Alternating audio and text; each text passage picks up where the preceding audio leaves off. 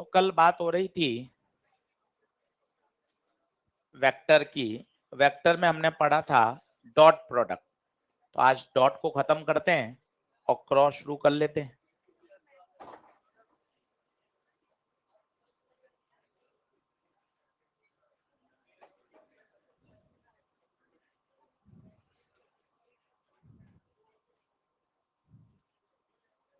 बैठो, जल्दी बैठ जाओ, बेंच आ गई फटाफट।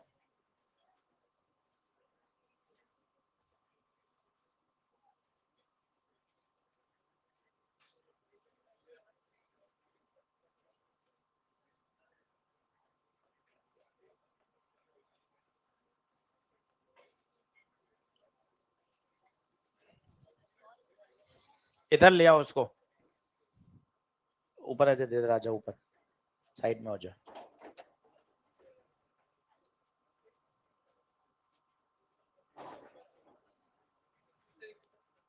हाँ घुमा घुमा।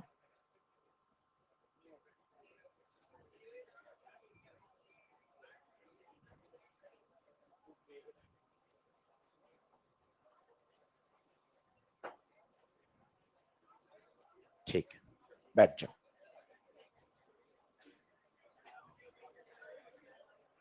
ब्रेक कब का खत्म हुआ, इतना लेट कहाँ? चल चलो, तो पढ़ाई शुरू करते हैं। मल्टीप्लिकेशन दो तरह का होता है, एक होता है डॉट और एक होता है क्रॉस। डॉट को स्केलर क्यों कहा जाता है उस बात को भी समझिए, क्योंकि इसका जो आंसर आता है ना वो एक नंबर आ रहा है। कैसे चेक करो? ए एक वेक्टर है, सुनना बातों को सीरियसली। बी भी एक वेक्टर है। अब आपको पूछा गया साहब डॉट निकाल लो, ए डॉट बी। तो अब आपको मैंने कल इतना सिखा दिया था, आई को आई से, जे को जे से, के को के से। आई को आई से करना है, अब करिए। यहां 2, यहां 1, बीच में प्लस, जे को जे से -3 +1, प्लस के को के से 4 1। क्या बात ठीक है? आई को आई से करना है, जे को जे से करना है और के को के से करना है। ठीक है, ये 2, ये -3, ये 4, 4 में से 4 + 2 6, 6 में से 3 गया 3। आंसर आ रहा है एक नंबर। हाँ, ये नंबर पॉजिटिव भी आ सकता है और वो तो डिपेंड करता है वेक्टर्स के बीच के एंगल पर। बातों को समझने की कोशिश करो। ये ए और बी है, सोचो अगर एंगल एक्यूट है तो cos थीटा फर्स्ट क्वाड्रेंट में जाएगा, तो cos थीटा फर्स्ट क्वाड्रेंट में पॉजिटिव होता है, तो ए डॉट बी की वैल्यू पॉजिटिव आएगी। हर बात का लॉजिक है कि सर पॉजिटिव आने का क्या मतलब है।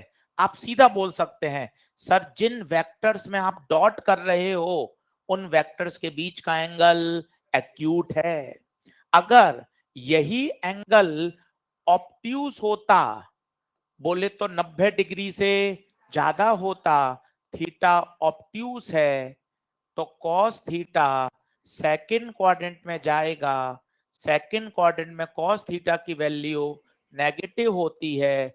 ए डॉट बी का फॉर्मूला होता है A B cos theta, theta negative है तो A dot B comes out to be negative. तो छोटे छोटे कंफ्यूजन होते हैं। पहली बात तो डॉट को स्केलर क्यों कहते हैं, क्योंकि आंसर में डायरेक्शन नहीं आ रही। फिर लोग सोचते हैं स्केलर है तो उत्तर तो पॉजिटिव आना चाहिए, उत्तर नेगेटिव भी आ सकता है। स्केलर पॉजिटिव भी होता है और नेगेटिव भी हो सकता है। चार्ज चार्ज प्रोटॉन पे प्लस होता है, इलेक्ट्रॉन पे माइनस होता है। तो ये तो अपने एक दिमाग में बैठी हुई बात है कि स्केलर तो हमेशा पॉजिटिव होता है। नहीं भाई, पॉजिटिव नेगेटिव दोनों हो सकते हैं। वर्क स्केलर है, +50 जूल भी होता है, -20 जूल भी होता है। माइनस जूल का क्या मतलब है? माइनस का मतलब है आपने सिस्टम की काइनेटिक एनर्जी को क्या किया है, कम किया है। तो छोटे छोटे कॉन्सेप्ट्स को सही करिए। Scalar can be positive, can be negative. Dot product can be positive, can be negative. Positive means acute angle है, negative means obtuse. क्या ये बात दिमाग में बैठ रही है? अब इसकी फिजिक्स में क्या एप्लीकेशन है? फिजिक्स में क्या एप्लीकेशन है?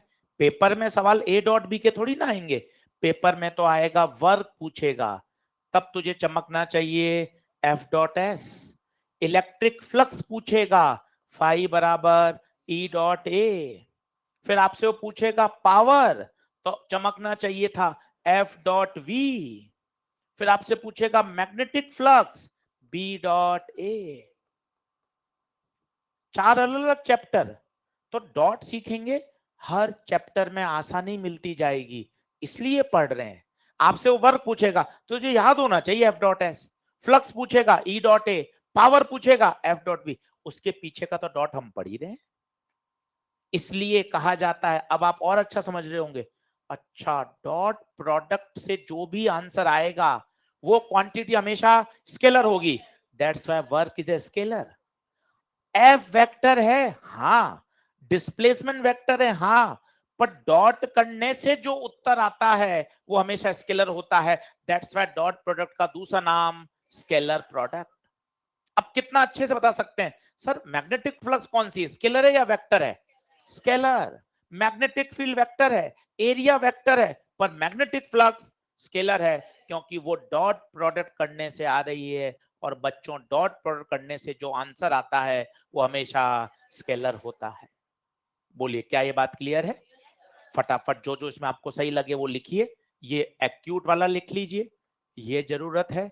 ऑप्ट्यूस वाला लिखिए, ये फिजिक्स के फॉर्मूले लिखिए, ये काम के हैं। और डॉट प्रोडक्ट का दूसरा नाम जरूर लिखिए, स्केलर प्रोडक्ट। फिर एक फेमस बात आपको सिखाई, जब भी कहा जाए वेक्टर्स परपेंडिकुलर हैं, जब भी कहा जाए वेक्टर्स परपेंडिकुलर हैं, तो उनका डॉट प्रोडक्ट जीरो।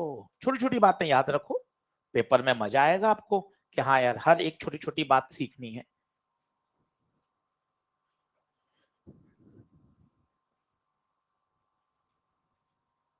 थोड़ा हाथ तेज चलाएं, फटाफट करें। आज ईएलपी करेंगे, घर बैठ के ईएलपी को रिवाइज करिए। अब हमारे पास 3 दिन है, पेपर से पहले पूरा क्लास नोट्स अच्छे से रिवाइज कर लीजिए।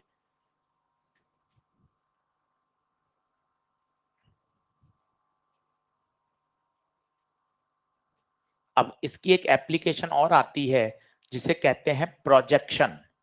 प्रोजेक्शन निकालना, एक किसी एक वेक्टर का दूसरे वेक्टर के अलोंग प्रोजेक्शन, वो सीखते हैं। तो अपना आज डॉट पूरा हो जाएगा आधे घंटे में, फिर हम क्रॉस की जानकारी शुरू कर देंगे।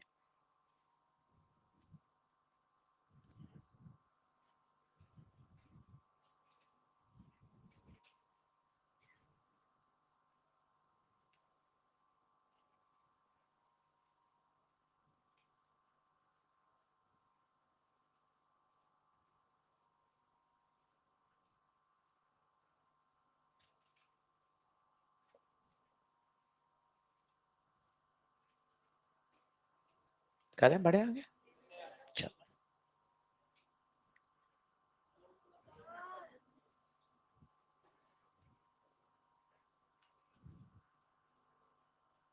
जल्दी लिख फटाफट।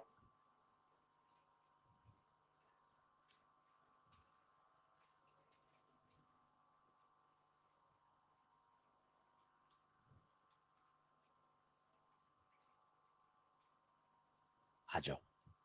तो एक्यूट है तो A dot B positive, obtuse है तो ए डॉट बी नेगेटिव, और डॉट प्रोडक्ट का दूसरा नाम स्केलर प्रोडक्ट।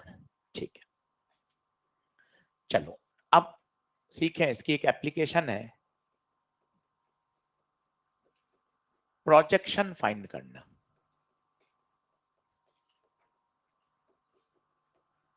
सीखिएगा इसको, सभी लोग बोर्ड पे देखें, अच्छे से समझें, 2-3 बार में पता चल जाएगा, फॉर्मूला है, याद भी हो जाएगा। ये बी है, ये ए है, पेन पेंसिल छोड़ दें, पहले समझ लें। ठीक है, अब मैं चाहता हूं projection of A projection of A in the direction of B, B के डायरेक्शन में ए का क्या चाहिए मुझे, प्रोजेक्शन। आप खुद सोचिए, ए के क्या कंपोनेंट कर सकते हैं, जल्दी से तुक्का मारिए। ए का पहले ही मुझे बताओ, अगर ए ऐसा है, बहुत छोटी छोटी बातें बताओ, इसके कंपोनेंट कहां कहां होंगे, एक इधर एक ऊपर, रिजल्टेंट हमेशा बीच में आता है कंपोनेंट के। ये थीटा है तो ये वाला ए कॉस थीटा, ये वाला। अब सर आपको कौन सा पसंद है, क्वेश्चन पढ़, projection of A in the direction of B, in the direction of B, ये बी की डायरेक्शन, तो बता बी की डायरेक्शन में कौन है, ए कॉस थीटा। इसका मतलब है projection of A in the direction of B कितना हो गया, ए कॉस थीटा। ये इसका मैग्नीट्यूड है, क्या है इसका मैग्नीट्यूड। अच्छा सर डायरेक्शन चाहिए होगी तो, अरे बहुत सरल, कल आपको एक शब्द बताया था, डायरेक्शन बोले तो यूनिट वेक्टर सबसे बेस्ट है। हाँ सर किसकी डायरेक्शन में चाहिए, बी की, तो बी की डायरेक्शन का क्या लगा देंगे, यूनिट वेक्टर बी कैप। इस बात को समझो, यूनिट वेक्टर की जिम्मेदारी यही है कि यूनिट वेक्टर ने सारा खेल क्या उठा रखा है, टू स्पेसिफाई द डायरेक्शन, ये उसका क्या है मैग्नीट्यूड। आंसर है ए कॉस थीटा। पर यार थीटा कहाँ है, दे ही नहीं रखा, तो लोग क्या करते हैं, इसको थोड़ा मैनिपुलेट करते हैं। ए कॉस थीटा बी से गुणा बी से भाग, क्या कर सकते हैं क्या, देखो बी से गुणा बी से भाग, क्या फायदा हुआ बताओ, क्या फायदा हुआ, A B cos theta, A dot B upon B, खत्म। ये क्या आ गया बताइए, projection of A in the direction of B. Note करिए का क्या है ये मैग्नीट्यूड। अगर डायरेक्शन चाहिए होगी तो बताओ और क्या लगा देंगे, बी कैप और लगा देंगे, क्योंकि किसकी डायरेक्शन में चाहिए, बी की। एक बार और समझाऊंगा, पहले आप नोट करिए, समझिए कि भाई डॉट की ये उपयोगिता है। सर ये बी से ऊपर नीचे क्यों मल्टीप्लाई किया, वैसे तो आंसर ए कॉस थीटा था, आंसर ए कॉस थीटा था, पर यार अब यहां से कॉस थीटा कहां से लाऊंगा यार मैं, तो मैंने होशियारी क्या करी, बी से गुणा किया बी से भाग। इससे फायदा क्या मिला, A B cos theta, A B cos theta को क्या लिख दिया, A dot B upon B.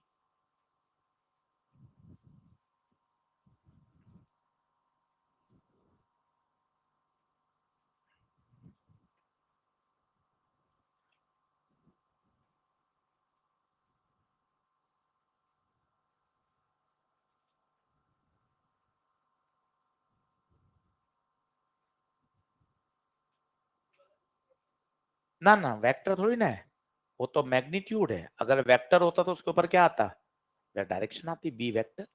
अपन ने बी से मल्टीप्लाई किया है, बी वेक्टर से थोड़ी ना किया है।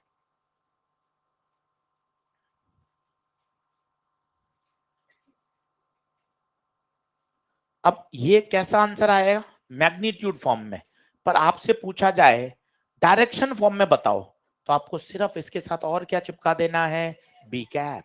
क्यों बी कैप क्यों चिपकाया, ए कैप क्यों नहीं चिपकाया, in the direction of B, बात को समझिए।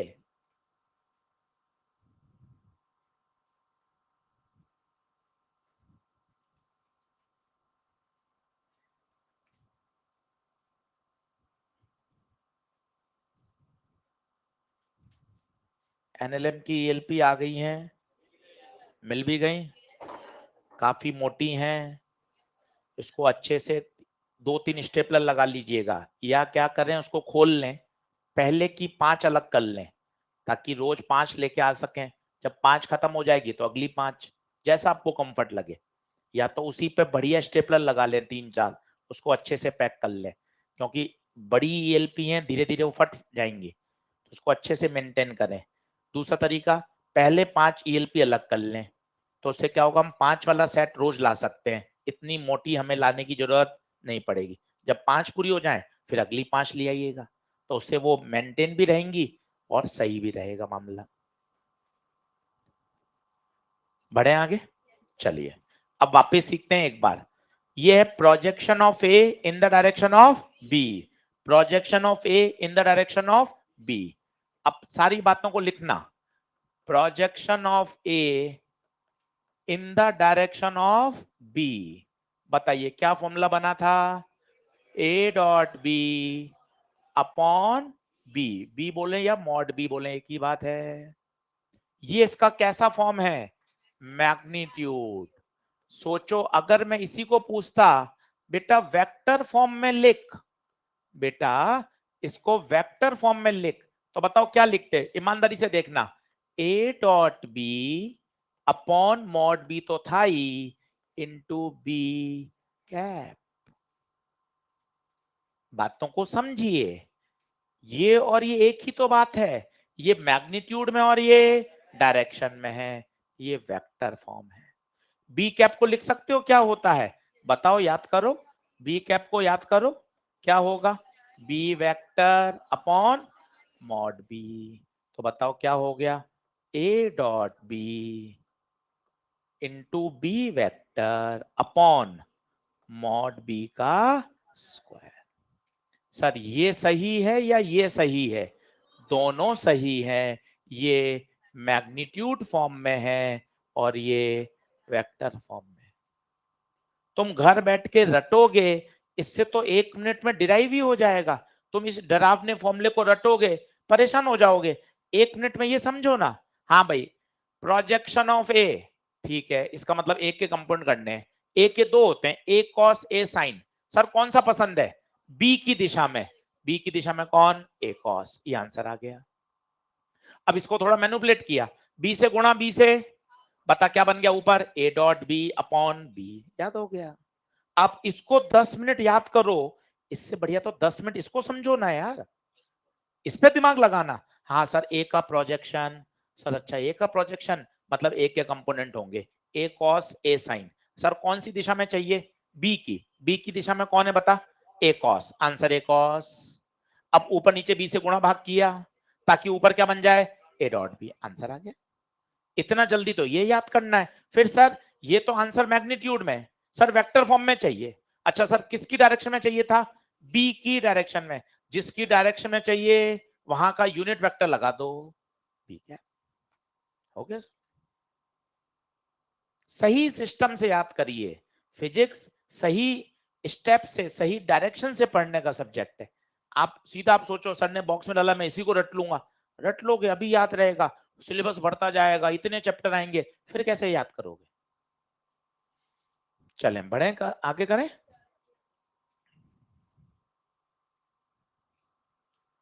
अब पहले ईएलपी निकाल लो, उसके सारे क्वेश्चन करते हैं और फिर वेक्टर का लास्ट टॉपिक पे आते हैं, क्रॉस प्रोडक्ट।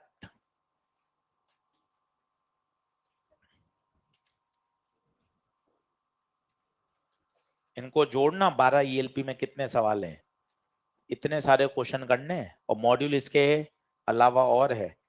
पर ये आपने अगर 12 ईएलपी अच्छे से कर ली ना, ईमानदारी से आपका कोई सवाल नहीं फंसेगा। ये हम जैसा क्लास में पढ़ाते हैं, जिस सीक्वेंस में पढ़ाते हैं, हमने वैसी ही बनाई है।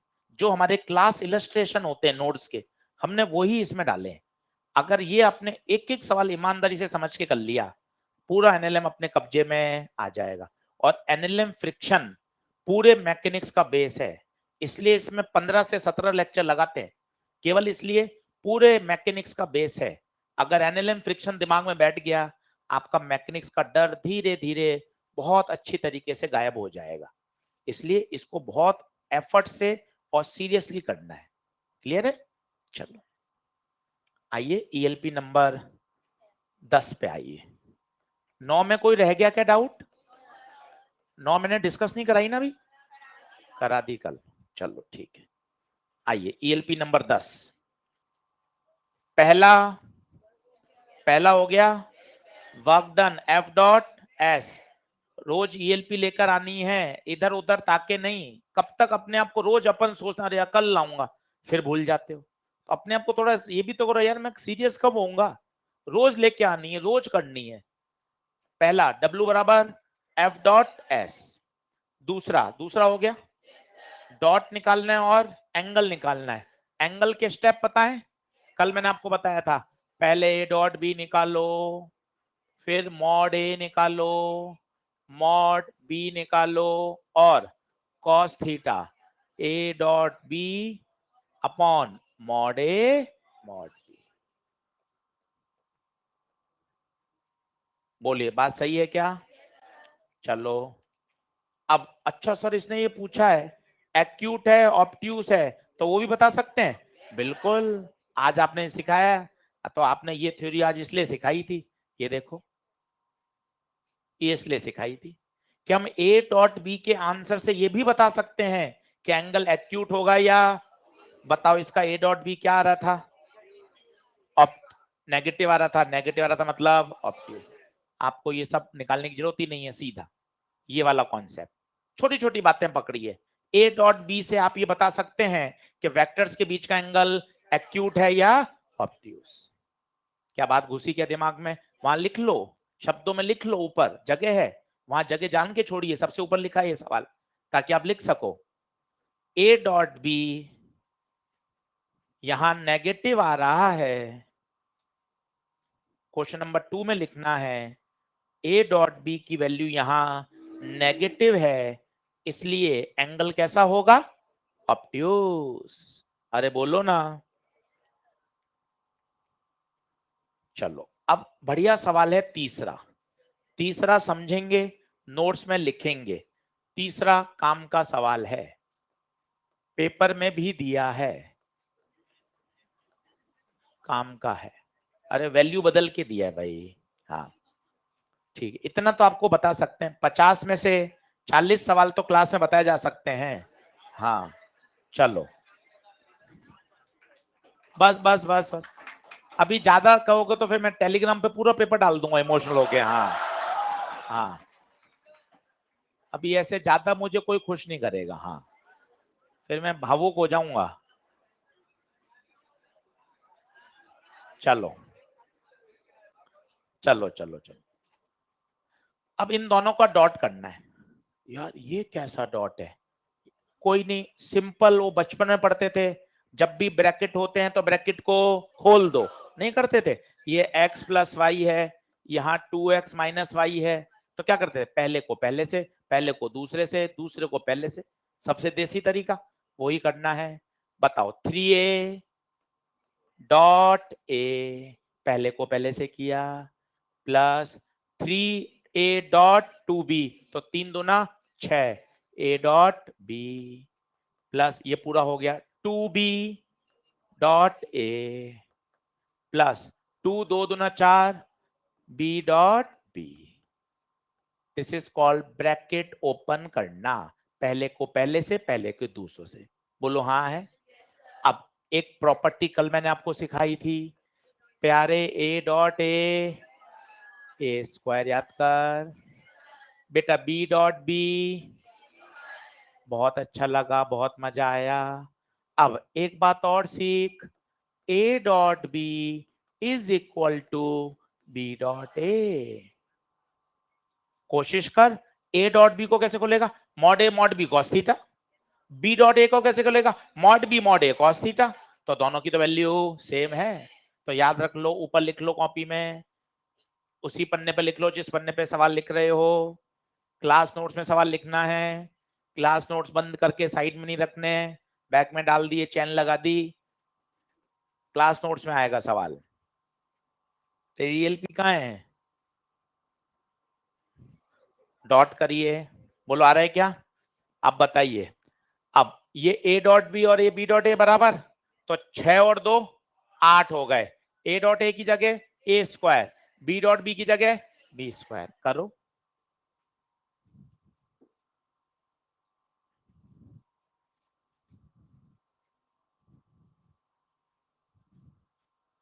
सब कुछ दे रखा है अब तो।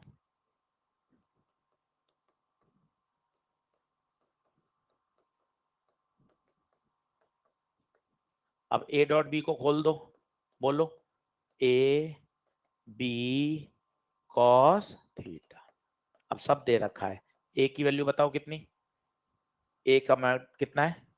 3, बी का मॉड 4, कॉस 120 माइनस आधा, रख दीजिए। अच्छा और काम का सवाल है। इस सवाल से ही तो हमने ये प्रॉपर्टी सीख ली। इस सवाल से हमें ये याद हो गया ए डॉट ए क्या होता है, ए स्क्वायर, बी डॉट बी क्या होता है, बी स्क्वायर। तो 3 ए का स्क्वायर, 3 का स्क्वायर, 8 ए 3 बी 4 cos 120 माइनस आधा 4 का स्क्वायर। बताएं आंसर 43।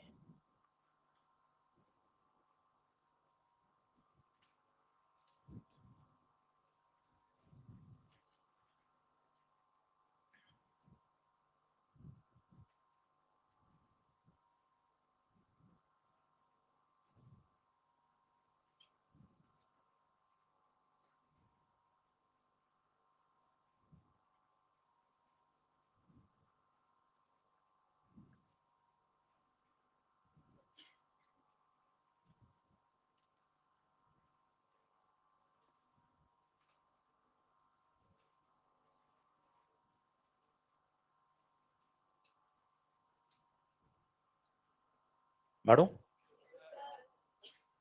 अब इस सवाल से हमने क्या क्या सीखा वो एनालाइज करना चाहिए। देखिए फिजिक्स ऐसे ही अच्छी नहीं हो जाती। आपको लगता है यार ये मेरा फ्रेंड बढ़िया कर रहा है फिजिक्स, ये क्लास में 2 बच्चे अच्छे जवाब देते हैं, हमें भी अगर वैसा सीखना है ना तो हमें उस डायरेक्शन में एफर्ट लगाने पड़ेंगे। घर पर एक एक सवाल को करने के बाद एनालाइज करिए 10-10 सेकेंड कि इस सवाल से हमने क्या सीखा। जैसे इस सवाल में मेरी लर्निंग क्या रही, इस क्वेश्चन से मेरी लर्निंग क्या है वो देखो। एक हमने सीखा A dot A square, B dot B square, ये काम आया। ए डॉट बी बराबर बी डॉट ए होता है और ए डॉट बी का फॉर्मूला यूज किया हमने, mod A mod B cos theta cos 120 minus आधा। किसी भी कठिन सवाल में जब आप उलझते हैं और जब आप उसको पूरा कर लेते हैं तो इस तरह की आपको लर्निंग करनी चाहिए, तभी सब्जेक्ट अच्छा हो सकता है। नहीं तो आप बताइए कैसे अच्छा होगा। हम पूरा एफर्ट लगा रहे हैं, आप भी कर रहे हैं, इंप्रूवमेंट के लिए हमें वहां मेहनत करनी पड़ेगी जहां हमारी बीमारी है। हमें चीज कठिन लग रही है, इसको ऐसा ब्रेक करो ना, समय ज्यादा लगेगा, 10 दिन 15 दिन 20 दिन करोगे, धीरे धीरे दिमाग में बातें बैठेंगी, सब्जेक्ट से डर हटेगा। ऐसे ही हट सकता है। और तो क्या तरीका होगा बताइए, तरीके से पढ़ाना, क्वेश्चन करना, प्रैक्टिस करना, बार बार रिवाइज करना, यही एकमात्र तरीका है बेहतर लेवल पर जाने का।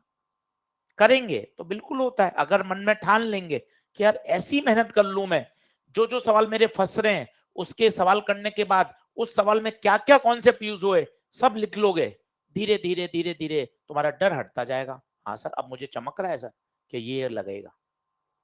चलो आगे। चौथा, चौथा, पांचवा, हाँ पांचवा बोलूंगा तब तो सर, पहले सर क्या, नहीं समझा। अब जैसे 8वें पे तो अभी सर थोड़ा बोलेगा 8वें पे, 8वें पे सर कब बोलेगा, जब 8वां बोलूं तब सर। नहीं समझा, समझे। चलो हाँ, तीसरा ठीक है क्या। अब चौथा समझो, चौथा बना find the angle between vector. भैया ए डॉट बी जीरो आ रहा है, अरे ए डॉट बी जीरो आ रहा है, ए डॉट बी जीरो आते ही चिल्लाओ, एंगल 90 डिग्री है। चौथा सवाल समझ में आया। अब पांचवा देखो, पांचवा बहुत बढ़िया सवाल है, पांचवा बहुत प्यारा सवाल है। आपके पास दो वेक्टर है, ए है और बी है और दोनों का मैग्नीट्यूड सेम है। अब देखना बहुत जबरदस्त है, लॉजिक कितने प्यारे हैं इसके। वो कह रहा है मुझे एंगल चाहिए ए प्लस बी और ए माइनस बी। यार एंगल तब निकालूंगा ना जब मुझे ए प्लस बी और ए माइनस बी दिखाई देगा। वो दिखाई कैसे देगा वो देख, तूने अपने मन से दो मान लिए, ये ए ये बी, अपने मन से मान लिए। सर आपने 90 पे क्यों माने, तेरी इच्छा हो जिस पे मानना, कोई टेंशन नहीं, अभी 90 पे मान के दिखा रहा हूं। ये ए और बी मान लिए। अब मुझे बनाना है ए प्लस बी, क्या बनाना है, तो याद करो ए और बी है, क्या करो, पैरेललोग्राम पूरा करो, ये आएगा इधर और ये बिल्कुल बीच में ही आएगा क्योंकि दोनों का मैग्नीट्यूड भी, तो ये आ गया 45 पर, बोले तो a प्लस बी। अब मुझे बनाना है a माइनस बी। आप इसका डर हटाइए, 10 बार बता दिया, फिर सीखिए। a माइनस बी को ऐसा लिखो, a प्लस माइनस बी। शब्दों में बोलो, a में जोड़ूंगा माइनस बी को, a में जोड़, सब्ट्रैक्शन कुछ होता ही नहीं है, आप दिमाग से हटा दीजिए। सब्ट्रैक्शन ऑफ वेक्टर नाम का कोई टॉपिक, सब्ट्रैक्शन के अंदर भी क्या है, एडिशन। सब्ट्रैक्शन के अंदर भी क्यों नहीं बोल पा रहे हो कि मुझे a में जोड़ना है माइनस बी, a में a तो वैसा ही, a वैसा ही, माइनस बी, b ऊपर है, माइनस बी नीचे, ये नीचे आ गया। a में जोड़ना है माइनस बी को, पैरेललोग्राम पूरा, जोड़ने का नियम parallelogram law of vector addition, कहां आएगा, बीच में। किसका सम आएगा, a plus minus B, that is a minus B. क्या 45 पर ही आएगा, क्योंकि दोनों की वैल्यू बराबर है। क्या बात समझ में आ रही है। अब एक ही फोटो में दोनों बना रहा हूं, पकड़िएगा, ये चिल्लाओ a, ये चिल्लाओ b, ये चिल्लाओ माइनस b, इन दोनों का रिजल्टेंट चिल्लाओ a प्लस बी, कितने पर, 45 पर। इसका और इसका चिल्लाओ a माइनस बी, कितने पर, 45 पर। तो अब इसके बीच का एंगल 90। ओहो भाई साहब, क्या सवाल है, बेहतरीन सवाल। तुझे पता चलना चाहिए एडिशन कैसे करते हैं, सब्ट्रैक्शन कैसे करते हैं, और 45 ही क्यों हुआ, इसके पीछे ये विज्ञान है। हर बार 45 नहीं होगा, ये तो कुछ भी हो सकता था। याद नहीं वाला सवाल एम्स का, कि अगर ये छोटा हो, ये बड़ा हो, याद है ऐसा सवाल, तो एंगल कभी अल्फा बड़ा होता था, कभी बीटा बड़ा होता था। एक ही केस में दोनों बराबर होते थे, जब दोनों मैग्नीट्यूड सेम हो। हाँ ना, चलो करो, ये करा, जोड़ा, सीखो यार। सब्ट्रैक्शन होता ही नहीं है सर, अपन तो सब्ट्रैक्शन के अंदर भी एडिशन ही करते हैं, और बी नहीं माइनस बी को जोड़ दोगे तो ए माइनस बी मिल जाएगा। बेहतरीन सवाल, स्टार लगा के रखिए, कंसेप्चुअल सवाल है, नहीं पेपर का क्वेश्चन आया हुआ है, पेपर का सवाल है, ए प्लस बी और ए माइनस बी के बीच का एंगल, उत्तर है कितना, 90 डिग्री।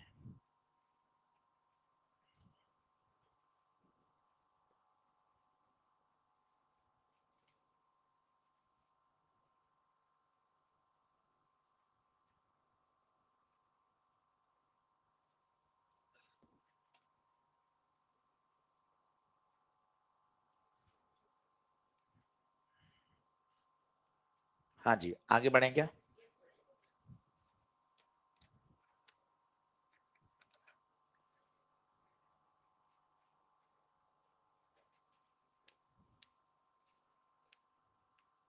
हाँ जी,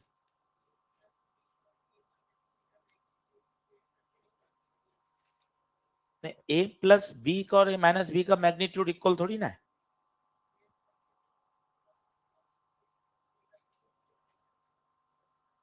सही है, तो आ जाएगा, सही। चलें बढ़े क्या आगे, पांचवा अच्छा सवाल, छठा हुआ क्या, छठा पॉपुलर क्वेश्चन है काम का। दुनिया में जब जब वेक्टर परपेंडिकुलर हो, मोबाइल काम नहीं आएगा, इंस्टा की रील काम में नहीं आएगी, डॉट प्रोडक्ट जीरो। तो हर जगह अपन फेसबुक ऊपर कर दें उससे काम नहीं चलेगा, परपेंडिकुलर में तो डॉट ही जीरो करना पड़ेगा। सातवां, अब वेक्टर परपेंडिकुलर में भी, तो इस क्वेश्चन को ऑप्शन से करना पड़ेगा, किससे करना पड़ेगा, ऑप्शन से। क्वेश्चन नंबर 7, एक एक ऑप्शन को डॉट करके देखना पड़ेगा। एक एक ऑप्शन को डॉट करके देखना पड़ेगा, और जहां डॉट 0 आ जाएगा वही हमारा आंसर है। बताइए कौन से ऑप्शन से आ रहा है? सेकंड से करके देख लें। 4i minus 3j dot 7k।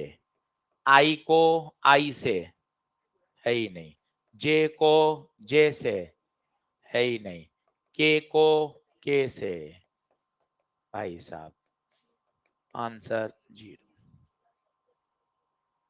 Option 4 क्यों नहीं है देख लेते हैं। 4i माइनस 3j, तो 4 into 3 12 plus minus 3 into minus 4 12 plus 12 24 आ रहा है। लेला 0 कहां से आ रहा है बेटा? 0 कहां से आ रहा है? इसलिए ऑप्शन 4 नहीं है। 3 पूछ, 3 क्यों नहीं है? क्योंकि उसमें भी 0 नहीं आ रहा। 1 पूछ, अच्छा इन तीनों में 0 नहीं आ रहा, इसलिए आंसर नहीं है। बोलो 7वां क्लियर है? अब आओ 8वां। अब पढ़ा दिया 8वां हो जाएगा। और मजे की बात, 8वें में अब रटने की जरूरत नहीं अगर आपने समझा है। देखो कैसे, स्लाइड पे ले चलता हूं मैं आपको। देखो वो कह रहा है scalar projection of A on B. जल्दी से बताओ, ए का बी पर प्रोजेक्शन ए कॉस, बी का ए पे प्रोजेक्शन बी कॉस। सोचना, बी का ए, पहले बी के कंपाउंड करो, एक इधर होगा एक इधर होगा, बी का इधर वाला बी कॉस थीटा। तो बी का ए पे प्रोजेक्शन बी कॉस, ए का बी पर। तो देख अब उसने पूछा क्या है, स्केलर प्रोजेक्शन ऑफ, स्केलर मतलब magnitude, scalar projection of A on B. बता कितना होता है ये? A cos. Scalar projection of B on A B cos. अरे कॉस से तो कॉस, इसका मतलब मुझे सिर्फ ए बाई बी करना है। ए बाई बी का मतलब होता है mod A by mod B. मौखिक करिए, ए का मॉड बताइए। ए का 2 का स्क्वायर 4, 3 का स्क्वायर 9, 6 का 36, 36 4 40 49, 49 का मॉड 7, इसका 5। आंसर 7/5। क्या बात चमकी क्या बेटा? ए का बी पे प्रोजेक्शन ए कॉस, बी का ए पे projection B cos, cos cos cancel हो गया। ये वाली नाटकबाजी भी नहीं करनी पड़ी। ये तो तब करते जब सिर्फ ए कॉस पूछता, पर उसने तो रेशियो पूछ लिया, तो कॉस थीटा तो वैसे ही कट गया। बोलो हाँ है क्या? अब आइए क्वेश्चन नंबर 9, क्वेश्चन नंबर 9 पर आइए। अब 9th के लिए देखो ये वाला फॉर्मूला ये रहा, what is the projection of vector along vector. ये देखो सर ये लगाऊंगा या ये लगाऊंगा? ऑप्शन पे नजर मार, 9th के ऑप्शन में नजर मार, ऑप्शन वेक्टर में है या मैग्नीट्यूड में है? ये लगेगा। क्या बात समझ में आ रही है? क्वेश्चन नंबर 9th के पास ये फॉर्मूला लिख लें, क्वेश्चन नंबर 9th के पास ये फॉर्मूला लिख लें। पहला को मान लें ए वेक्टर, दूसरे को मान लें बी वेक्टर। अब घर पे कर सकते हैं 9th।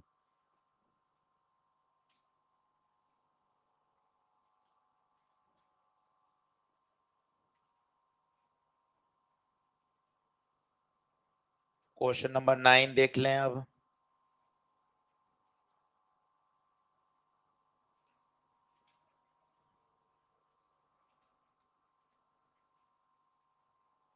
बढ़ू?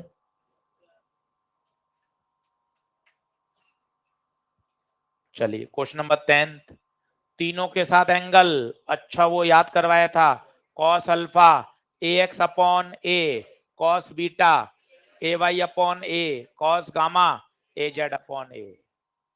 क्लियर है? लिख लें तीनों के। फिर बोल रहा हूं, रोज समझा रहा हूं, बैठे रहने से, इधर उधर की बात सोचने से कुछ नहीं होना। मैं कल लूंगा, मेरे से हो जाएगा, ये सब केवल एक दिमाग को समझाने वाली बातें होती हैं। करना पड़ता है, उसके लिए एग्जीक्यूशन करना पड़ता है, पढ़ाई करनी पड़ती है। इसलिए पेन पेपर उठाइए और पढ़ाई शुरू कर दीजिए। इधर उधर की बात के लिए बहुत समय है जीवन में, पर पढ़ने का मौका फिर नहीं मिलेगा। रिग्रेट रह जाता है जीवन भर, काश उस समय पढ़ लेते। इसलिए अभी हम जहां दूसरी एक्टिविटी कर रहे हैं उसके लिए समय जीवन में और भी मौके हैं, पर पढ़ने का मौका बार बार नहीं मिलेगा। इसलिए बहुत अपने आप को फोकस करके अपने आप को सही ट्रैक पर रखते हुए पढ़िए, वो बहुत इंपॉर्टेंट है। चलो, मेरे हिसाब से 1 से 10 ऑल डन है क्या? टिक लगा लीजिए, सभी के आंसर आ रहे हैं 1 से 10, को करेक्शन तो नहीं है। चलिए क्लास नोट्स निकाल लें। अब ईमानदारी से पढ़ते हैं क्रॉस, बिल्कुल नया टॉपिक है और थोड़ा सा दिमाग वाला है, मजा भी आएगा आपको। क्रॉस प्रोडक्ट, हाँ जी, हाँ कोई भी मान सकते हैं, सभी में आएगा। देख, ये ए है, ये बी है, तो इनका रिजल्टेंट कहाँ आएगा? इनके बीच में कहीं, इनके बीच में आएगा। फिर ये प्लस बी है, माइनस बी करेगा तो ये माइनस बी इधर आएगा। इनका रिजल्टेंट आएगा इनके बीच में, तो ये एंगल हमेशा ही कितना आएगा? 90 आएगा, कुछ भी करेगा तो। चलिए बढ़ू आगे, आ जाइए, लिखें, हैंग डालिए। क्रॉस प्रोडक्ट अच्छे से समझिएगा, काम का है। Cross product of two vectors, cross product of two vectors. अब पहले देख लो कितने चैप्टर ये आपके सरल करवाएगा, और हर जगह हम फिर क्या क्रॉस में टकते हैं। मास्टर तो आपको टॉर्क बढ़िया सिखा देगा, आर क्रॉस एफ क्वेश्चन करा देगा, क्वेश्चन देगा तुरंत आपको किसकी याद आएगी? क्रॉस की। क्रॉस नहीं आता, सवाल फंस गया। सर्कुलर मोशन में पढ़ा रहे हैं, v बराबर ओमेगा क्रॉस आर, फिर क्या चाहिए? क्रॉस चाहिए। तो क्रॉस की इंपॉर्टेंस है, इसलिए आपको कह रहे हैं ये टूल्स हैं। टूल समझते हैं, जिनके बिना मैकेनिक बेकार है। टूल्स ही नहीं है आपके पास, आप करोगे कैसे काम? तो टूल्स हैं ये, differentiation, integration, basic maths, vector, इससे ही हमारा फिजिक्स बहुत अच्छे तरीके से रन करेगा। तो अब हमें क्रॉस आना चाहिए। तो क्रॉस की इंपॉर्टेंस देखते हैं। जैसे बहुत जगह काम आता है, मैं तो कितने आपको चैप्टर बता दूं। जैसे मैं आपको ले जाऊं मैग्नेट में, तो वहां टॉर्क का एक फॉर्मूला होता है M cross B, M B sine theta. Electro में ले जाऊं तो डाइपोल में फॉर्मूला लगता है पी क्रॉस ही।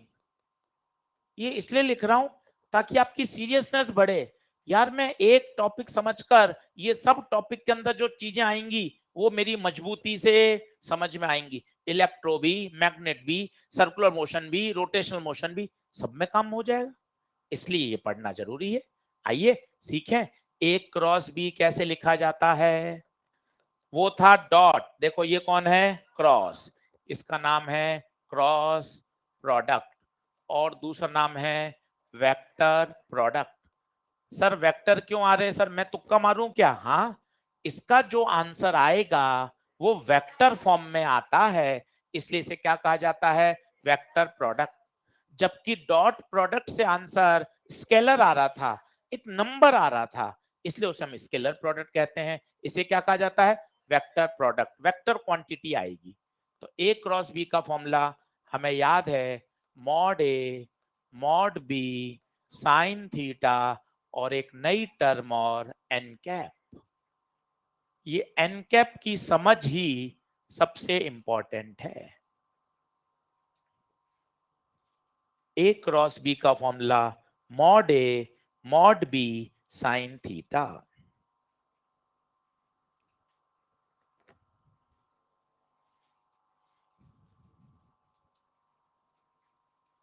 बोलिए। अब सर मॉड ए तो सर ठीक है sir, magnitude of A, mod B भी ठीक है, थीटा इज द एंगल। ये एन कैप नया मेहमान कौन है? ये एन कैप दिख तो रहा है, ये यूनिट वेक्टर है, मतलब ये सिर्फ और सिर्फ क्या बताएगा? डायरेक्शन। तो इसको लिखिए, n cap is a unit vector. Unit vector मतलब इसका मैग्नीट्यूड तो 1 है, एंड इस direction is always perpendicular to the plane containing A and B, perpendicular to the plane containing A and B.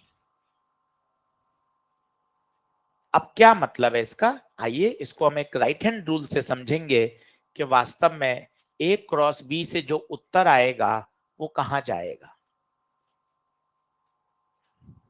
अब सीखना, जल्दी से लिख लो। एन कैप का 2-3 बार नाम बोल लो। N cap is a unit vector जिसकी डायरेक्शन हमेशा परपेंडिकुलर होगी किस प्लेन के? जिस प्लेन में ए और बी रह रहे हैं, जिस प्लेन में रह रहे हैं। थोड़ी बात कठिन हो सकती है, धीरे धीरे पकड़ेंगे, समझ में भी आएगी, कोशिश करेंगे। जैसे ये कोई प्लेन है, ऐसे है ये प्लेन, ऐसे इसके अंदर कोई दो वेक्टर हैं ए और बी। मैं आपको फील करके दिखाता हूं जिससे आपको थोड़ा थोड़ा समझ में आएगा। ये प्लेन है, ये वाला ऐसे बनाया गया है। इसके अंदर कोई दो वेक्टर हैं, ये दो वेक्टर हैं, पेन देना। ये दो वेक्टर हैं, ए वेक्टर और बी वेक्टर। क्या दोनों वेक्टर इस कॉपी के प्लेन में दिखाई दे रहे हैं? ए वेक्टर और बी वेक्टर। इनको क्रॉस करने से कोई ना कोई तो आंसर आएगा। जैसे 2 को 3 से गुणा करते हैं तो 6 आता है ना, 5 को 4 से करते हैं तो 20 आता है ना। तो इनको भी तो क्रॉस करने से कुछ तो आएगा।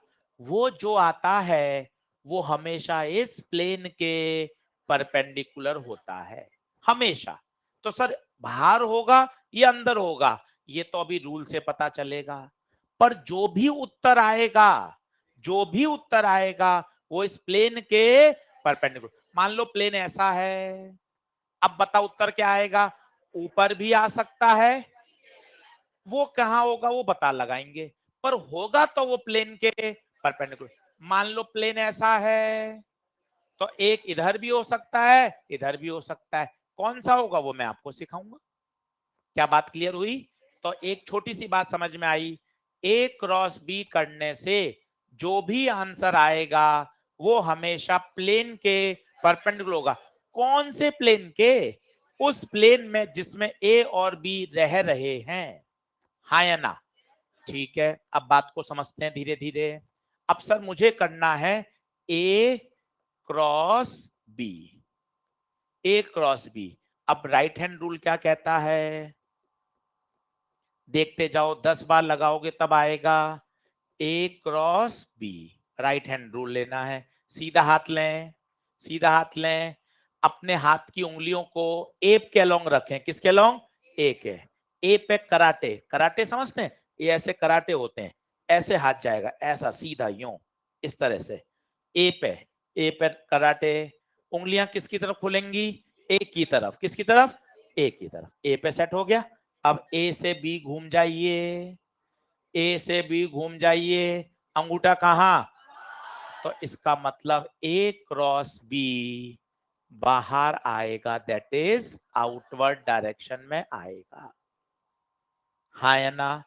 5-6 बार देखें, अभी यस नहीं होगा, अभी फिर अपन साल भर ही परेशान रहेंगे, इसलिए अच्छे से देख लें। अभी समय लगाना ज्यादा बेहतर है, बार बार हर चैप्टर में अटकना बेकार है। टॉर्क में भी अटकोगे, सर्कुलर मोशन में भी आएगा, फायदा क्या? अभी भैया समय खर्च कर लो, वो ज्यादा बेहतर है।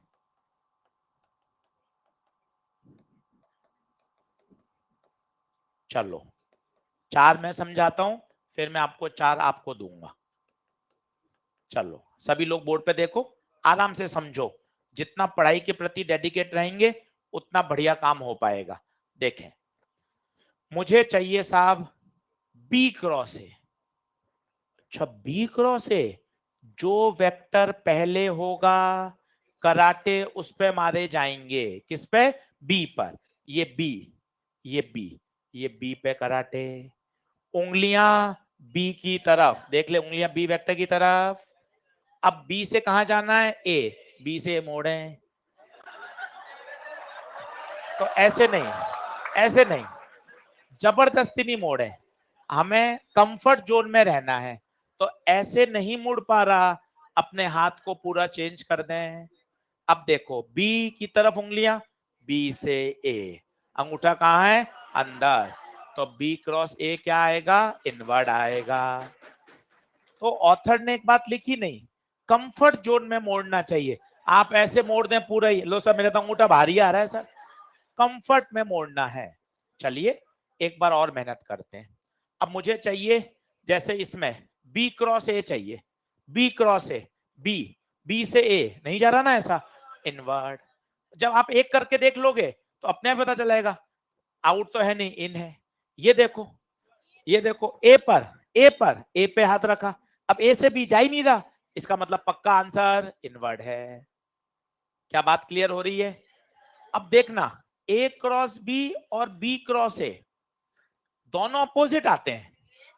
कैसे अपोजिट, चेक करो, चेक करो, देखो मत, कई तो देख ही रहे यार मास्टर बढ़िया समझा रहा है भाई, खुद के हाथ से काम आएगा, अपने कोई बीमारी थोड़ी ना है ना, इसलिए खुद से करें, हाथ चलाएं, A cross B, A cross B in आएगा, जबकि बी क्रॉस ए, ये बी पे रखा, बी से ए, बी से ए कहा, आउट।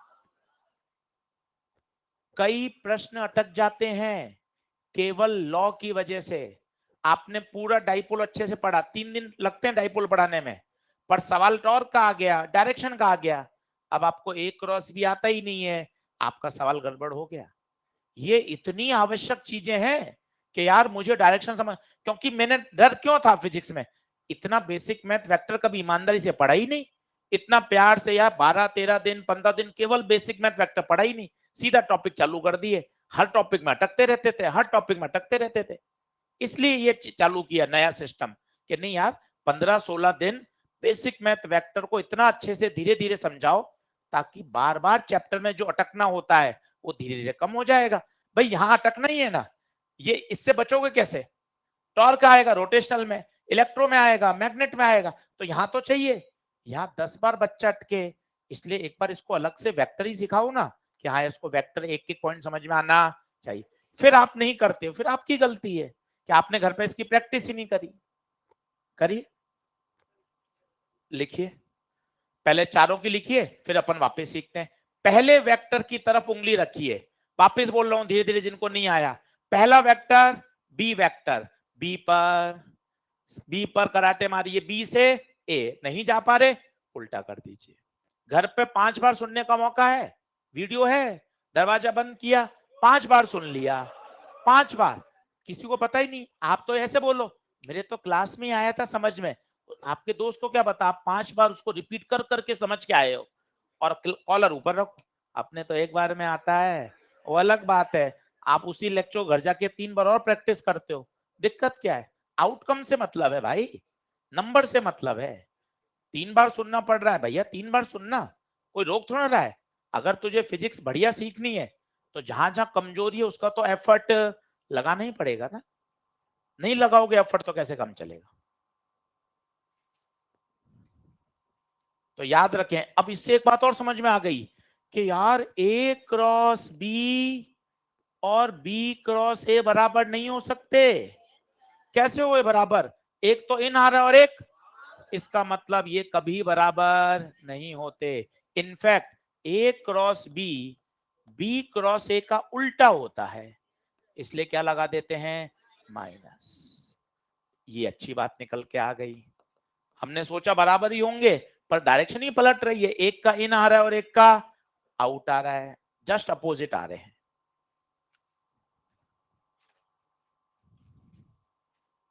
लिख लो,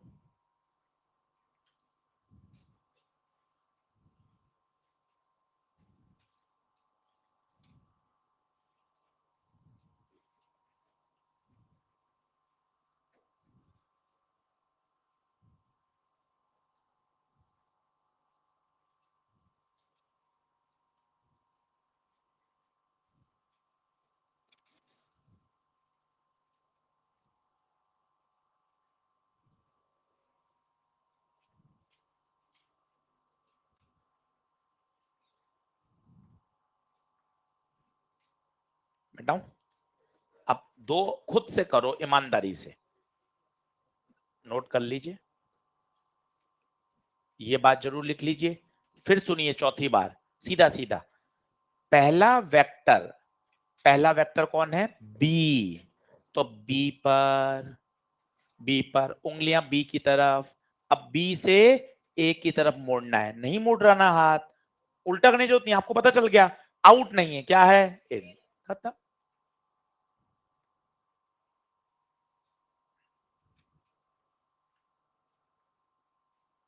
क्लियर है बात? ये बात जरूर लिख लो, A cross B, B cross A के बराबर नहीं होता। हाँ, मॉड बराबर होते हैं, मैग्नीट्यूड दोनों का सेम ही आएगा, डायरेक्शन ही तो अपोजिट आ रही है, दोनों में अंतर है। पढ़ना सीखो, वेक्टर खत्म होने को आ रहा है। A cross B, B cross A के बराबर नहीं है, डायरेक्शन अपोजिट है, इसलिए माइनस लगाया। और मॉड तो बराबर है, तीनों ही सही हैं, ये भी सही है, ये भी सही है, ये भी सही है, तीनों सही है।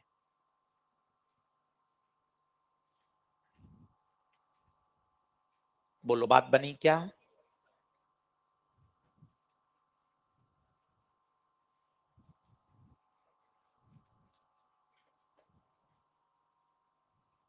कभी कभार पूछ लेता है, होशियारी देखो, कितनी छोटी छोटी बातें बन जाती हैं। यार आपने तीन बातें लिखी, A cross B is not equal to, वास्तव में इक्वल नहीं, वो क्या होता है? माइनस। क्या ये सही है? हाँ। ए क्रॉस बी का मॉड बी क्रॉस ए के, हाँ सर ये भी सही है। भाई ने एक नई बात पूछ ली होशियारी में, angle between A cross B and B cross A कितना? सोचो, एक आया था इन, एक आया आउट, इन और आउट में एंगल 180।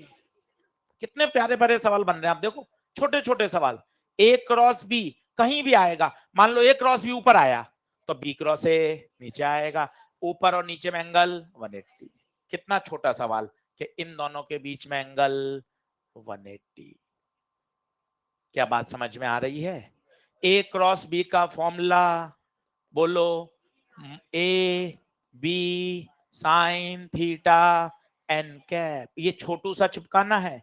पर वो पूछे mod of A cross B, इसका मैग्नीट्यूड लो, ए तो ए रहेगा, बी बी रहेगा, साइन थीटा रहेगा, एन कैप 1, क्योंकि एन कैप का मॉड 1 यूनिट वेक्टर है। ये पूरा क्रॉस की सारी जानकारी आ गई, सब लिख दिया आपने। कौन सा तेरे ऊपर से जा रहा है उसको पकड़, सारे पॉइंट सही हैं, सारे ही काम के हैं।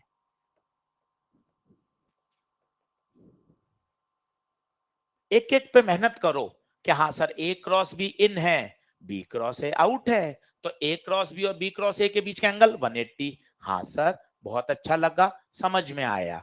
आगे पढ़, ए क्रॉस बी का formula A B sine theta N cap, पर अगर मैं मॉड पूछ लूं, A B sine theta, N cap कहां चला गया? एन कैप का मैग्नीट्यूड 1 यूनिट वेक्टर। बोलो बात बन रही है क्या?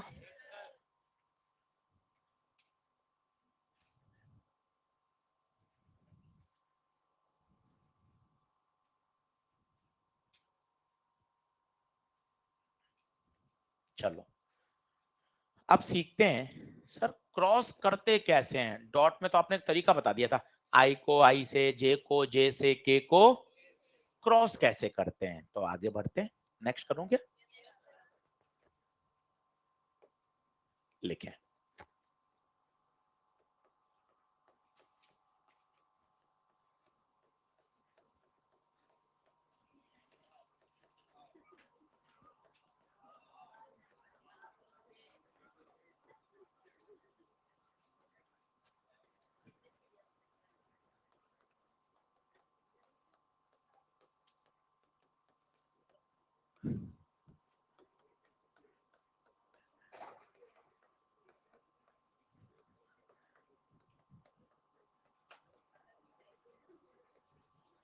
चलो हैंड डालिए। दो वेक्टर का क्रॉस प्रोडक्ट कैसे किया जाता है समझिएगा, ये काम का है, थोड़ा सा ये समझने वाला है, थोड़ा ज्यादा मेहनत और प्रैक्टिस चाहिए।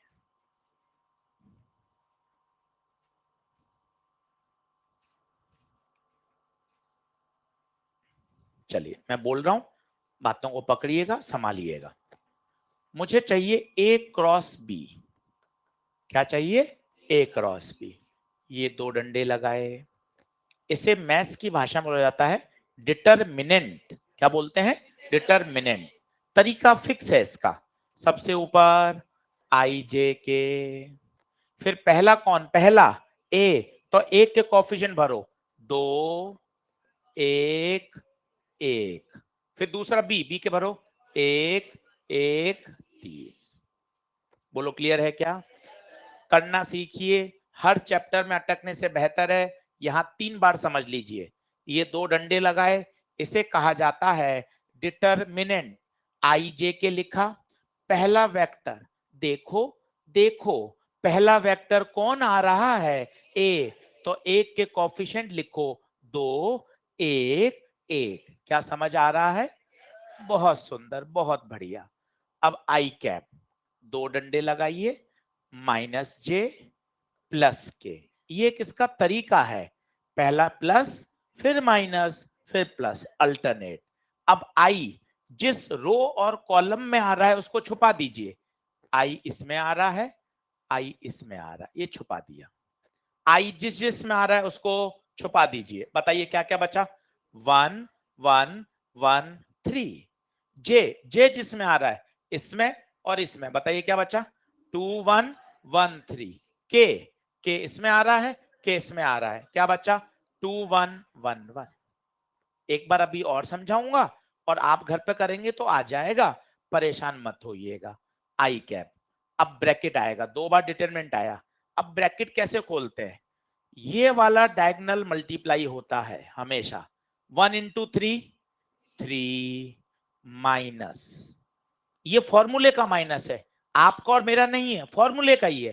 पहले ये डायगोनल, फिर माइनस। अब बताइए 1 इंटू 1 1 माइनस जे, ये वाला मल्टीप्लाई 6 6 माइनस 1 इंटू 1 1 के कैप, ये वाला मल्टीप्लाई 2 माइनस 1। आपने ये बीच में माइनस पर्पल कलर में अलग से क्यों लगा दिए?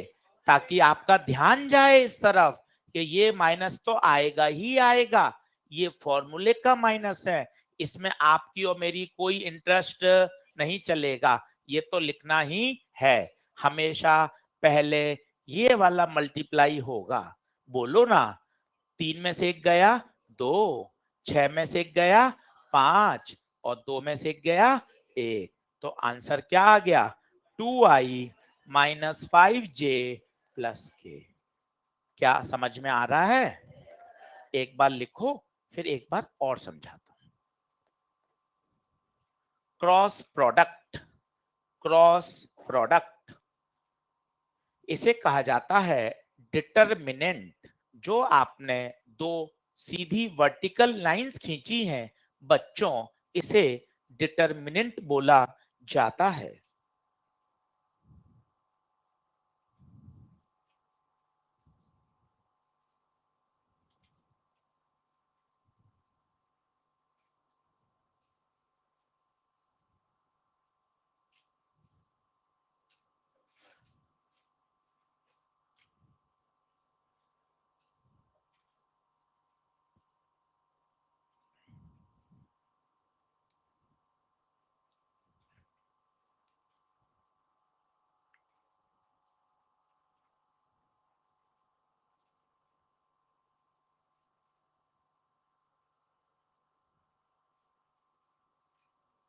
बोलूं?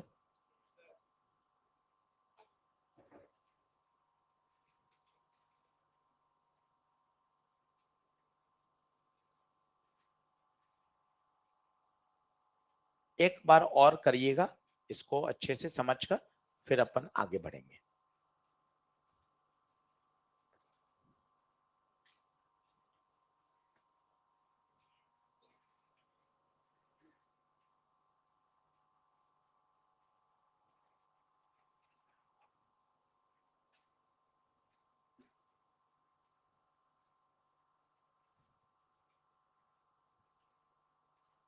बोले? चलो एक पूरे मन से और समझ लो, आप बहुत अच्छा पढ़ रहे हैं, आपको सब आता है, ये मैं मान चुका हूं, मेरे से कुछ नहीं छुपा हुआ, इसलिए एक बार फिर देख लीजिए। P और Q दे रखे हैं और आपको पूछा गया है P क्रॉस Q। चलिए सभी लोग बोर्ड पे देखें जल्दी से। अब थोड़ा सा एक बार और समझें, पेन पेंसिल छोड़ दीजिए। I J K। अब पहला कौन है चिल्लाओ? P। P का कोफिशिएंट I तो है ही नहीं, 0। I है ही नहीं, 0। J 1। K 1 नहीं, -1। फिर I 1, J 1, K नहीं है। क्या बात क्लियर है? अब फिर आई, अब आप जब थोड़े से बड़े हो जाओगे ना तो फिर डायरेक्ट मल्टीप्लाई करोगे, अभी नहीं कर पा रहे, पहले आई को छोड़ दिया, 1 -1 1 0, एक प्लस एक माइनस, जे को छोड़ दिया 0 -1 1 0, के को छोड़ दिया 0 1 1 1। जब थोड़ी प्रैक्टिस कर लोगे ना तो यहीं से मल्टीप्लाई करके लिखना शुरू कर दोगे। अभी एक स्टेप बढ़ा दो, 10 सवाल ऐसे कर लो, फिर आप में आप हो जाएगा। आइए चलो बोर्ड पे देखो, पहले ये मल्टीप्लाई होगा, चिल्लाओ 0, ये माइनस तो फॉर्मूले का, अब बता -1 इंटू 1 -1, नहीं आया, ये माइनस तो हमेशा आएगा, ये माइनस क्यों आया? क्योंकि यहां एक नंबर माइनस था, माइनस जे, 0 को 0 से 0, -1 के, 0 को 1 से 0, 1 को 1 से 1। ये वाला माइनस अलग पेन से लिखा रहा हूं ताकि आपको पता चले ये तो हमेशा आता है, ये तो हमेशा ही आएगा। अब बताइए, माइनस माइनस प्लस आई, माइनस माइनस प्लस माइनस जे और माइनस के।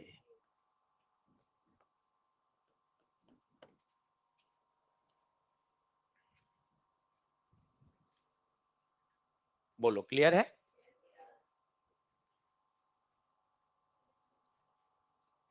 यहां हमेशा माइनस आएगा, ये अल्टरनेट चलते हैं, प्लस माइनस प्लस, और यहां भी हमेशा माइनस आता है। पहले ये वाला डायगोनल मल्टीप्लाई होता है, फिर दूसरा डायगोनल मल्टीप्लाई होता है। तो ये बीच का जो माइनस है वो अल्टरनेट आता है।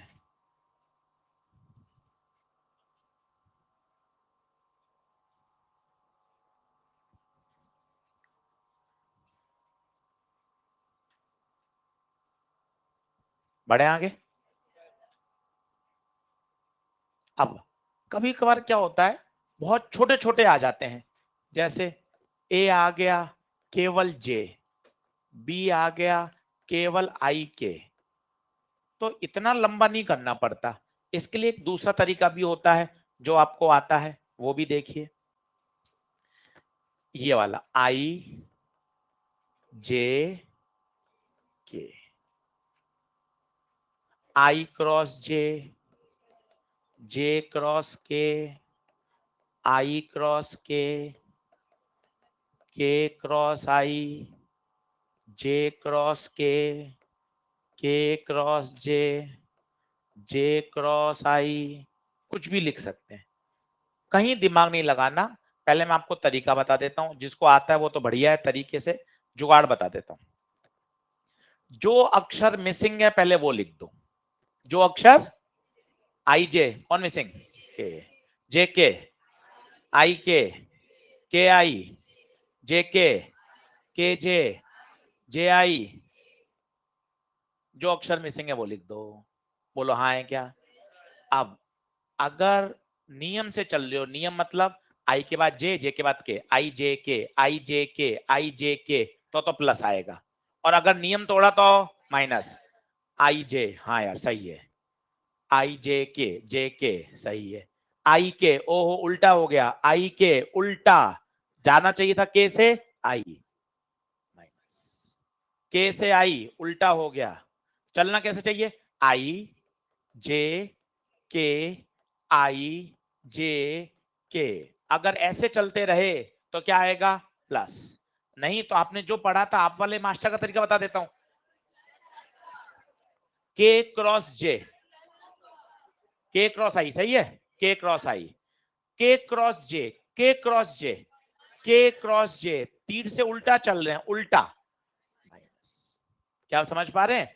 जे क्रॉस आई, जे क्रॉस आई उल्टा चल रहे हैं माइनस, जे क्रॉस के सीधा चल रहे हैं प्लस।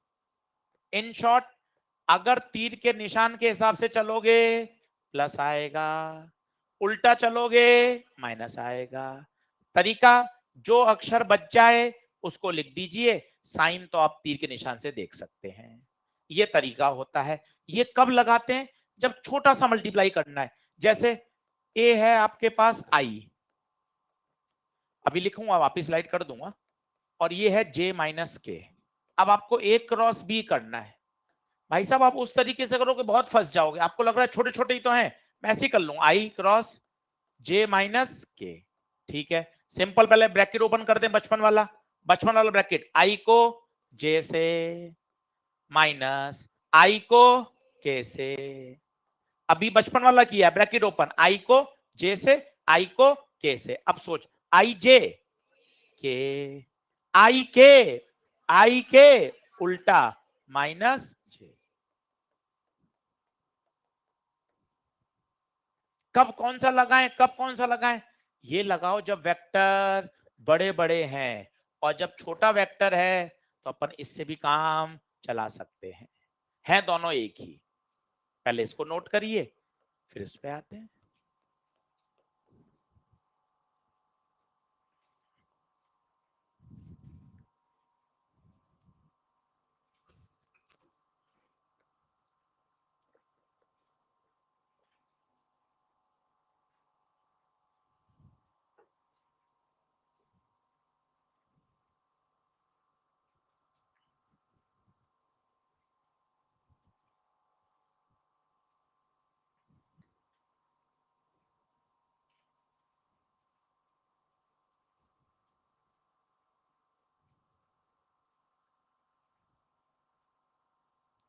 मिटाऊं?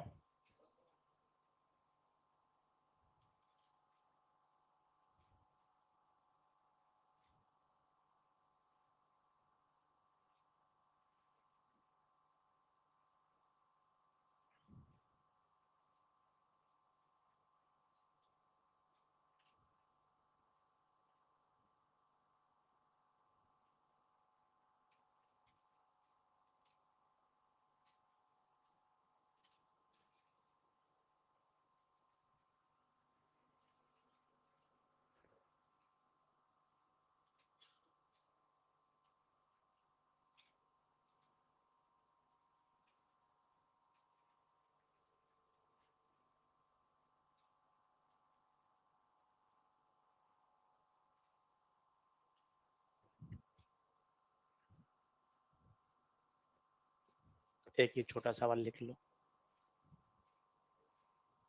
अब दो छोटे छोटे सवाल आपको और करके बताता हूं, जिसमें आपको पता चले कब मुझे क्रॉस सोचना है।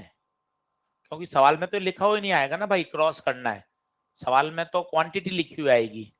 तब आपको सोचना पड़ेगा कि हमें लगाना क्या है।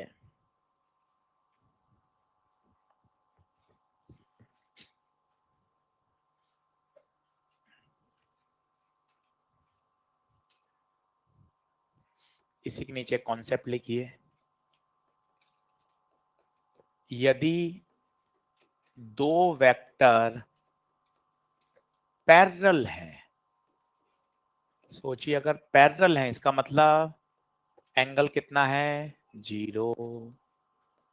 एंगल कितना है, 0। एक बार ए क्रॉस बी का फॉर्मूला सोचो, A cross B mod A mod B sine theta N cap. Theta कितना, 0, थीटा 0 पुट करें तो mod A mod B sine 0, sine 0 0, मतलब ए क्रॉस बी क्या आ गया, 0। भाइयों एक शर्त आ गई, जिस प्रकार वेक्टर परपेंडिकुलर होते थे तो क्या 0 होता था, डॉट। आज एक नई शर्त आ रही है, if the vectors are parallel.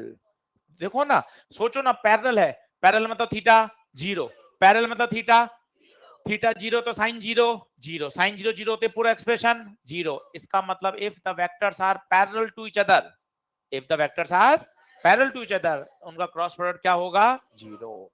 Note लगाने वाली बात है। परपेंडिकुलर होते थे तो क्या जीरो होता था? डॉट। पैरेलल है तो क्रॉस।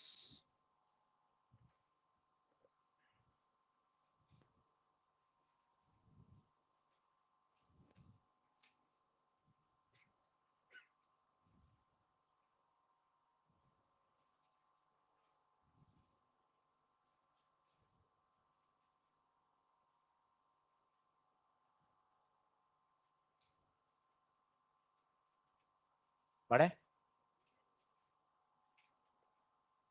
अब थोड़ा दिमाग वाली बातें बताता हूँ, है ना, जिसको थोड़ा सोचना पड़े। अच्छा यार, ऐसे वेक्टर का यूज होता है क्या, वो बताते हैं। ये तो बेसिक बेसिक आप सीख रहे हो, आपको अच्छा लग रहा है, सुंदर सुंदर आप नोट्स बना रहे हो। अब दिमाग चलाने वाली बातें देखें क्या होता है। जल्दी से लिख लें इसको।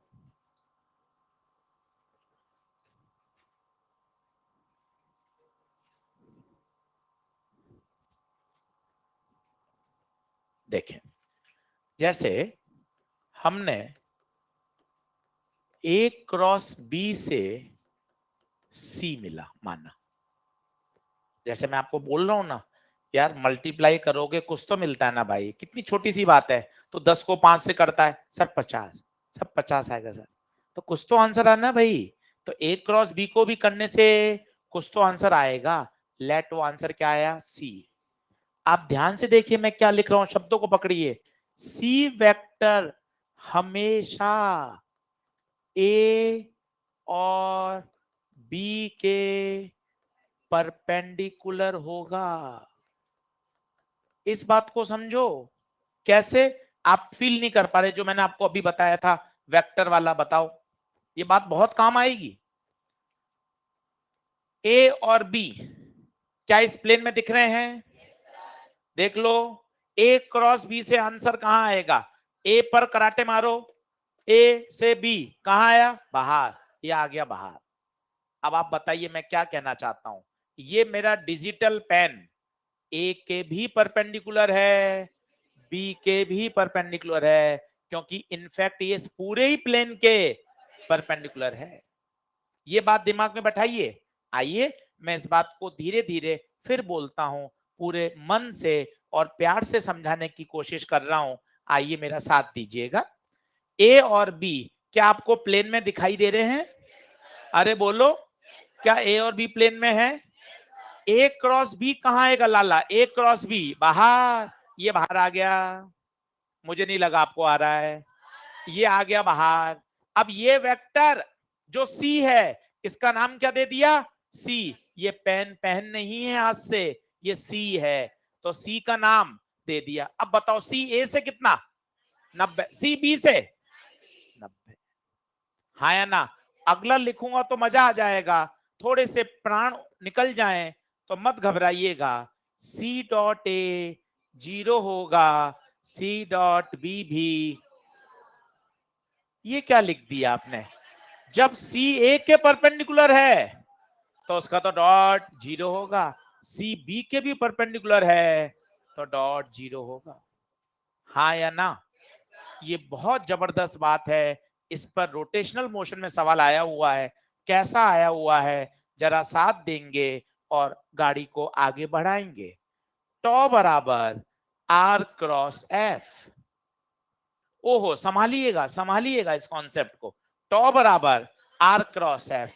पहले इस तरह से बोलिए जैसे मैं बोल पा रहा हूं। जो टॉ है बच्चों, जो टॉ है वो आर और एफ के प्लेन के, तो ऐसा लिखूं क्या? टॉ आर के परपेंडिकुलर है, टॉ एफ के परपेंडिकुलर है, हाँ या ना? और अगर टॉ और आर परपेंडिकुलर हैं तो टॉ dot are zero, toe dot F zero. AIPMT में सवाल आया हुआ है, एक बार और लिख लीजिएगा तो आनंद आ जाएगा। एफ बराबर क्यू V क्रॉस B। क्या ये आपने बॉटनी में देखा हुआ है? अरे मैग्नेटिक फील्ड का फॉर्मूला है वो। हाँ बोल रहा है हाँ सर, मैं आपकी किसी बात को ना नहीं करता, जो आप कहते हैं वो मैं मान लेता हूं। क्या ये बॉटनी का है? बहुत बढ़िया। F बराबर क्यू V क्रॉस B। अब ध्यान से सुनो, ध्यान से सुनो शब्दों को। क्या V और B का क्रॉस करने से F आ रहा है? अरे वेलोसिटी और मैग्नेटिक फील्ड का क्रॉस करने से F आ रहा है, मतलब जो F होगा वो V के परपेंडिकुलर होगा, और यही F V के भी परपेंडिकुलर है। क्या ये बात ठीक है? काम आएगा मैग्नेटिक इफेक्ट में। लिख लीजिए, ये वाली बात लिखिए, ये बहुत जबरदस्त बात है। और इसको शब्दों में बोलिए कि क्रॉस करने से जो भी उत्तर आता है वो हमेशा दिए गए वेक्टर्स के परपेंडिकुलर होता है। पूरे वाक्य को इस तरह बोल पाएंगे, ए क्रॉस बी करने से सी आ रहा है, तो सी ए के भी परपेंडिकुलर है और सी बी के भी परपेंडिकुलर है। होगा, होगा, ऐसा नहीं होता फिजिक्स में। आपको क्या लगता है? आप बोलते हो सर मुझे बी ऑप्शन लग रहा है, मुझे लग रहा है बी आएगा, मैं ऐसा सोच रहा हूं। फिजिक्स ऐसे नहीं चलती। फिजिक्स में तो सीधा यही होगा, ऐसा ही होगा। ऑप्शन नहीं चलते कि सर पहले ये ट्राई किया अब ये ट्राई किया, ऐसे नहीं। आगे बढ़ें क्या? जल्दी आओ भाई।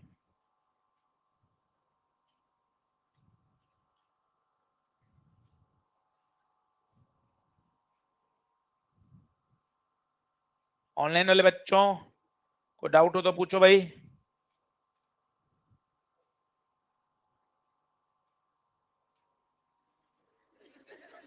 बोलो। कैमरा कैमरा कैमरा सब देख रहा है।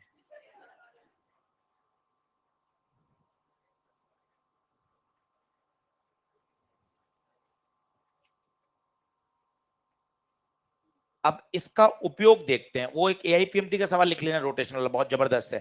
टॉ बराबर आर क्रॉस एफ। ये लाइन से आज जरूर समझिएगा, इस लाइन को दिमाग में रचा लो, बसा लो इस बात को। क्रॉस करने से, क्रॉस करने से जो आंसर आता है वो हमेशा दिए गए प्लेन के परपेंडिकुलर होता है। उन दोनों वेक्टर्स के हमेशा परपेंडिकुलर होगा। अब क्या सवाल आता है उससे क्लास खत्म कर रहा हूं। होमवर्क ही है बेसिकली वो, पर मैं आपको हिंट दूंगा और आप सोच पाए कि हमें करना क्या है।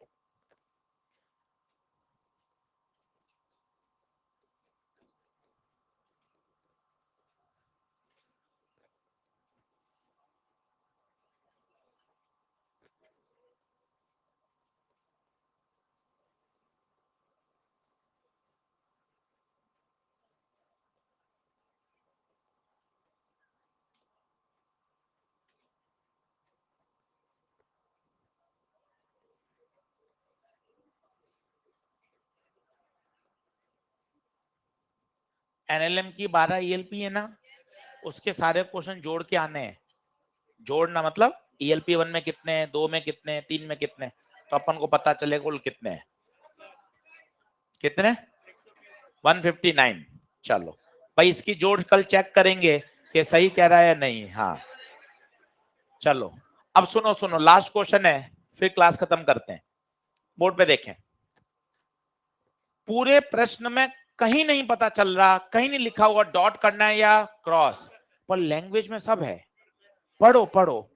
एक ऐसा वेक्टर फाइंड करो जो इन दोनों के परपेंडिकुलर हो। मतलब मुझे ए को बी से क्रॉस करना है। समझो भाई, यही लैंग्वेज आएगी पेपर में, पकड़ना। क्या कह रहा है सर, मुझे कैसा वेक्टर बताता है जो इन दोनों के परपेंडिकुलर हो, या दोनों के परपेंडिकुलर हो, क्रॉस करने से जो उत्तर आता है वो दोनों के परपेंडिकुलर ही तो होता है। इसका मतलब मुझे क्या करना है, ए क्रॉस बी। पर ये आंसर नहीं है, उसने वेक्टर नहीं लिखा, यूनिट वेक्टर। तो पहला तो सी निकालोगे, और फिर सी का unit vector, vector divided by it's mod. केवल वेक्टर बोलता मेरा आंसर ये हो जाता, पर उसने वेक्टर नहीं यूनिट वेक्टर बोला। अब ए क्रॉस भी कर सकते हो, कैसे करोगे बताओ?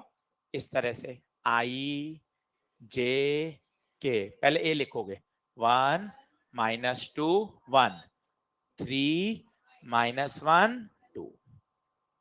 आई बात समझ? होमवर्क लिख लो। ईएलपी नंबर 10, ईएलपी नंबर 10 सवाल नंबर लिखो 11 12 13 15, वापिस बोल रहा हूं 11 12 13 15 16 17 19 और 20। कल लास्ट समय दूंगा, मेरे पास केवल 15 मिनट पढ़ाने का है।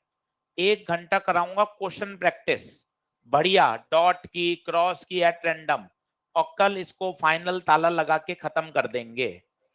बोलो सही है क्या? तो कल सब ईएलपी लेकर आना, प्रैक्टिस करके आना, कल खत्म हो जाएगा। वाह, तूने वापस रिपीट करके पूछ लिया, वेरी गुड। घर पे वीडियो भी सुनना, उसमें ही आएगा कल खत्म हो जाएगा, पर आज ही सुनना उसको। कल तू सुनेगी तो फिर परसों खत्म होगा। हाँ चलिए, धन्यवाद।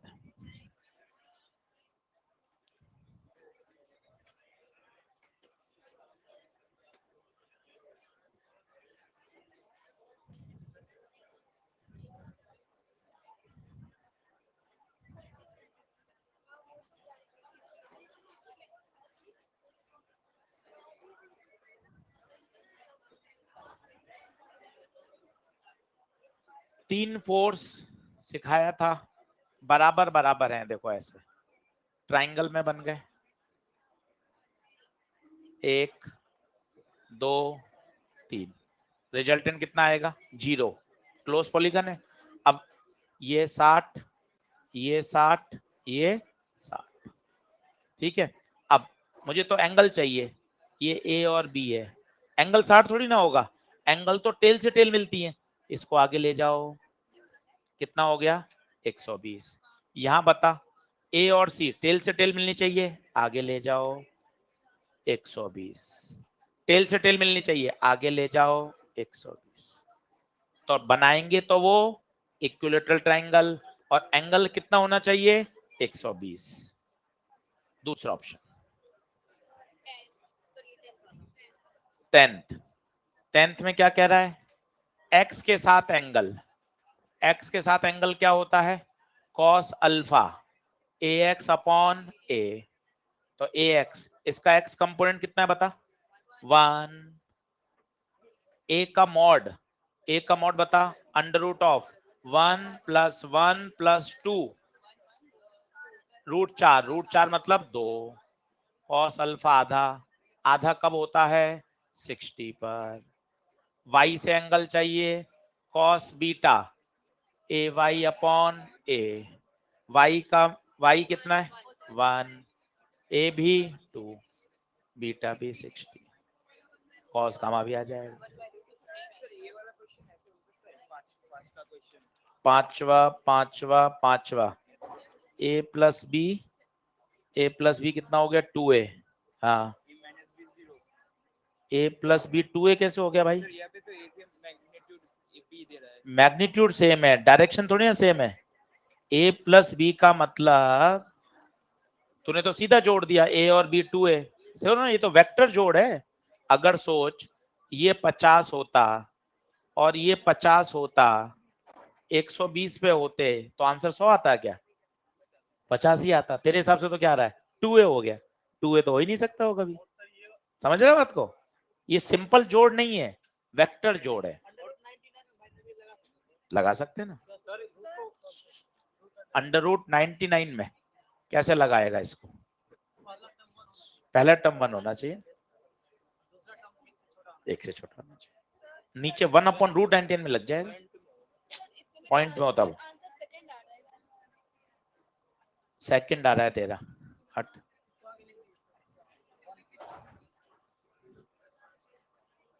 ये कितना 10√2, ये 45, ये वाला कंपोनेंट 10√2 cos 45, ये वाला 10√2 sin 45, तो 10√2 cos 45 1/√2 10 आया, ये भी 10 आया। ये कहाँ है आई में, ये कहाँ है जे में, तो 10i प्लस 10j। तेरा सेकंड गलत आ रहा यहाँ पे सर पी और क्यू मान लें तब। किसको, इसको और इसको पूरे को, फिर यहाँ पे क्या नाम रख देंगे, इसको p मानने पूरे को, नहीं सर इसको 3a को p, जी सर, 2b को, फिर हाँ यहाँ पे दिक्कत आ फिर यहाँ दिक्कत आ जाएगी ना, इसलिए तो पूरा सॉल्व करके दिखाया तुझे। ये तो सोचना पड़ेगा, घर जाके कल बताऊंगा। हाँ जरूरत ही नहीं पड़ेगी इसको, काय को करना है, होगा ही नहीं। 1/√9 कैसे करेगा, 101 होगा तो करेगा ना, इसलिए जरूरत ही नहीं पड़ेगी, हो जाएगा। पर हाँ what is the angle between resultant of a plus B and a minus B, अभी बताया ना। अच्छा कल सिखाऊंगा ये वाला, फिर बी कैप वाला। हाँ ना ना तुझे ऐसा लग रहा है तीनों एक ही पॉइंट पे ना, को एक्सटेंड करके बना ले। हाँ